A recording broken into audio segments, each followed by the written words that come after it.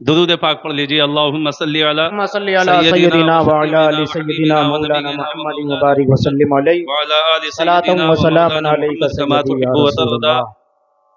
بأن تصلی علیہ صلاۃ و سلام علیک سیدی یا رسول اللہ یا حبیب اللہ یا نبی اللہ۔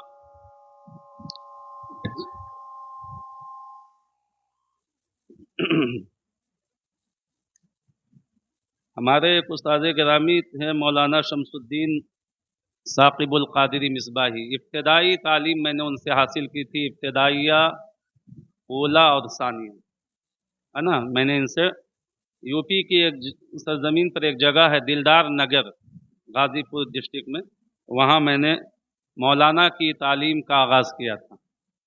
حافظہ کرنے کے بعد سب سے پہلے میں وہاں گیا تھا اور وہاں میں نے یہ تعلیم شروع کی تھی۔ اس وقت ہمارے ایک بڑی مشفق استاذ تھے مولانا ثاقب القادری مصباحی صاحب، اب بھی ہیں ماشاءاللہ، بنارس کی سرزمین پر مدرسہ چلا رہے ہیں۔ بہت قابل شخصیت تھے، اچھے شاعر تھے، اچھے مدرس تھے اور باصلاحیت عالم دین۔ تو ہمیشہ اس علاقے میں مشاعرہ ہوا کرتا تھا، تو اس میں وہ مصرع طرح دیا جاتا تھا، اس پر لوگ اپنی تضمین لاتے تھے۔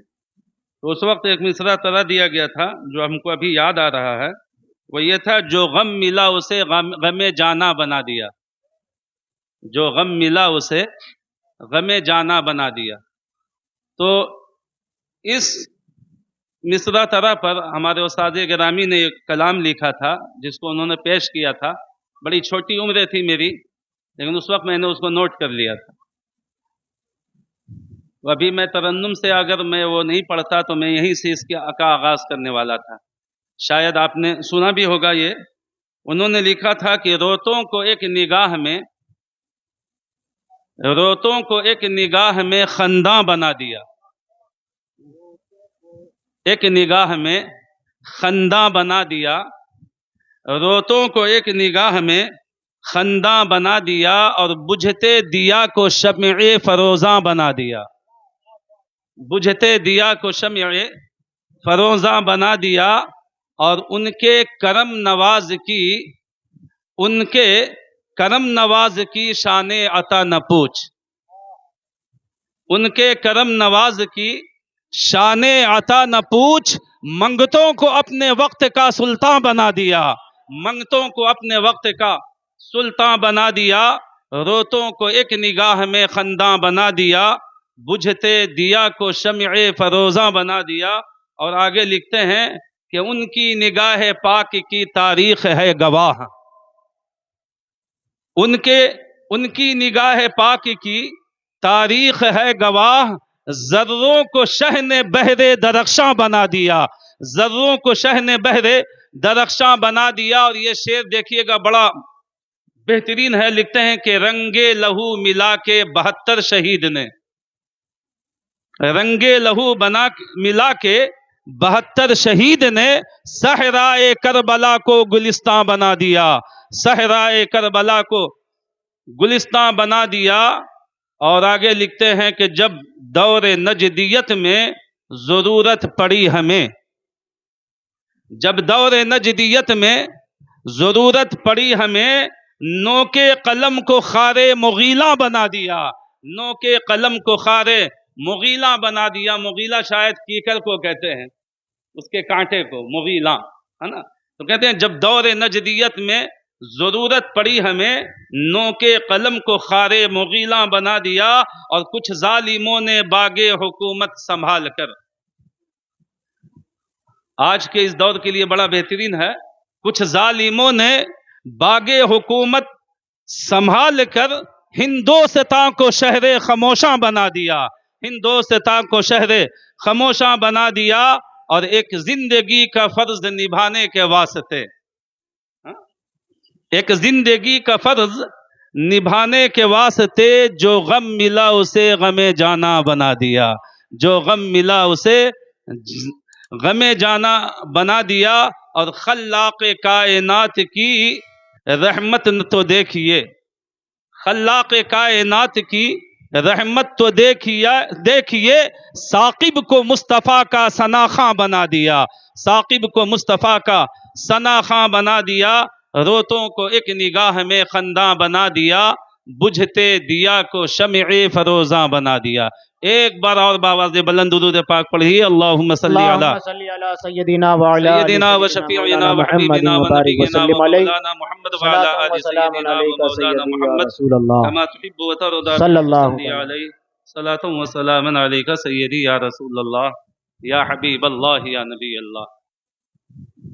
आज की इस मजलिस के मुनासिबत से मैंने बड़ी मशहूर व मारूफ आया करीमा मुकम्मल नहीं, एक आया करीमा का मुख्तसर सा टुकड़ा पढ़कर मैंने अपने आप को मुशर्रफ किया। बड़ा मशहूर है। अल्लाह कुरान मुक़द्दस में इरशाद फरमाता है, कुल्लु नफ्सिन ज़ाइक़तुल मौत, जिसका आसान सा तर्जमा अगर ना भी करूं तो शायद ज़रूरत भी नहीं है, इसलिए कि इस आया करीमा का तर्जमा तो शायद बच्चे बच्चे को याद हो, है ना। लेकिन बहरहाल मैं इस्तेहज़ार ज़हन के लिए मैं बयान करता हूँ। रब फरमाता है, कुल्लु नफ्सिन ज़ाइक़तुल मौत, जिसका सीधा सा तर्जमा, आसान सा तर्जमा यह है कि हर नफ्स को मौत का मज़ा चखना है ना। हर नफ्स को मौत का मज़ा चखना है। अच्छा,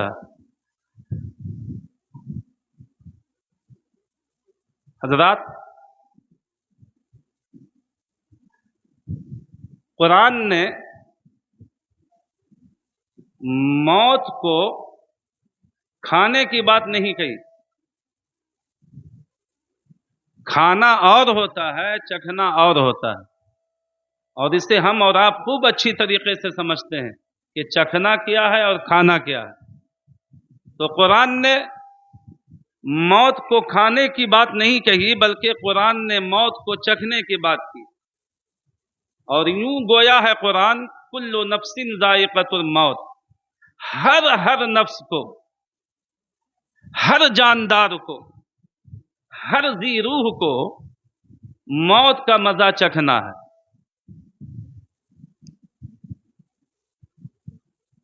अब खाना किसे कहते हैं, चखना किसे कहते हैं, ये बड़ी आसानी के साथ हम और आप समझते हैं। खाना हम उस वक्त खाते हैं जब भूख लगी हो, है ना। जब भूख लगी हो, और चखना हम उस वक्त इख्तियार करते हैं जबकि हमको पता ना हो कि खाना बना कैसा। अब देखिए, आज ही के दिन देखिए, हमारे निज़ाम साहब, अफसर साहब ने आए हुए मेहमानों के लिए और तमाम गुरबा और मसाकिन के लिए जो है सवाब की नीयत से उन्होंने जो है खाना बनाया। अब बनाने वाले ने बनाते वक्त वो भूल गए कि पता नहीं हमने इसमें नमक डाला कि नहीं डाला। तो अब इस टेस्ट को मालूम करने के लिए आए हुए तमाम मेहमानों को चखाने की जरूरत नहीं है। खिलाया सबको जाता है, चखाया एक को जाता है, और एक का चखा हुआ तमाम लोगों के लिए काफी होता है। तो अब हम उस सालन को लेते हैं, हाथ पे रखते हैं और यूं जुबान पर लगाया और टेस्ट का पता चल गया इसमें क्या कमी है, या कमी है या नहीं है ना। तो उस एक का चखा हुआ तमाम लोगों के लिए काफी हो जाता है। लेकिन ये क्या बात है कि उसी चखने की बात कुरान मुक़द्दस में अल्लाह रब्बुल इज्जत भी फरमा रहा है, और फरमा रहा है कुल्लु नफ्सिन ज़ाइक़तुल मौत, कि हर नफ्स को मौत का मजा चखना है। जब मैंने गौर व फिक्र किया, अक्ल में एक बात आई, क्या है, چکھنا تو ایک کے لیے ہوتا ہے اور ایک کا چکھا ہوا سب کے لیے کافی ہوتا ہے. تو پھر جب یہ ذہن میں سوال پیدا ہوا تو رب کی بارگاہ میں عرض گزار ہوئے مولا کھانا تو ہم بھی بناتے ہیں اور ایک کھانا موت کی شکل کا تو نے بھی بنایا ہے اور کھانا ہم بھی بناتے ہیں, لیکن اے پروردگارا ہم جو کھانا بناتے ہیں وہ ہم سب کو نہیں چکھاتے, ایک کو چکھاتے ہیں اور ایک کا چکھا ہوا سب کے لیے کافی ہوتا ہے. اے اللہ تو نے بھی تو چکھنے کی بات کی ہے, تو جب چکھنے کی بات کی ہے تو ایک کا چکھا ہوا تیرے تمام بندوں کے لیے کافی ہونا تھا. ہم سب کے ابا آدم نے تو اس کھانے کو چکھ لیا تھا, آدم کا چکھا ہوا سب کے لیے کافی ہونا تھا, لیکن کیا وجہ ہے کہ تو ہر ایک کو چکھا رہا ہے؟ آدم کو بھی تو نے چکھایا, نوح کو بھی تو نے چکھایا, اسماعیل و خلیل کو بھی تو نے سکھایا, حضرت یحییٰ کو تو نے سکھایا, اور جتنے بھی انبیاء کرام تشریف لائے 1,00,000 یا 2,00,000 کم و بیش 24,000 انبیاء کرام, مولا تو سب کو چکھاتا آ رہا ہے. اور عادت تو یہ ہے کہ چاہے وہ صحابہ کی مقدس جماعت ہو, چاہے اولیاء کی مقدس جماعت ہو, حضرت آدم سے لے کر کے ایدم تک جتنے لوگ اس دنیا سے گئے وہ سب چکھے ہوئے ہیں, اور قیامت تک جتنے لوگ آتے رہیں گے ان سب کو چکھاتا رہے گا. پروردگارا چکھنا تو ایک کے لیے کافی ہوتا ہے, ایک کا چکھا ہوا سب کو کافی ہو جاتا ہے. یہ کیا وجہ ہے کہ تو سب کو چکھا رہا ہے؟ آدم نے تو چکھ لیا تھا, نوح کے لیے بھی کافی ہونا تھا, اسماعیل کے لیے بھی کافی ہونا تھا, حضرت موسیٰ کے لیے بھی کافی ہونا تھا, عیسیٰ کے لیے بھی کافی ہونا تھا, سبوں کے لیے کافی ہونا تھا. جواب آتا ہے میرے بندے تو اپنے کھانے سے قدرت کے کھانے کا موازنہ نہ کر, یہ قدرتی کھانا ہے. تیرا جو کھانا بنایا ہوا ہوتا ہے اس کا مزہ جداگانہ نہیں ہوتا, اور جو قدرتی کھانا ہوتا ہے اس کا مزہ جداگانہ ہوا کرتا. حضرات آپ دیکھیں, اور یہ میں ہوائی فائر نہیں کر رہا ہوں, علماء بیٹھے ہیں,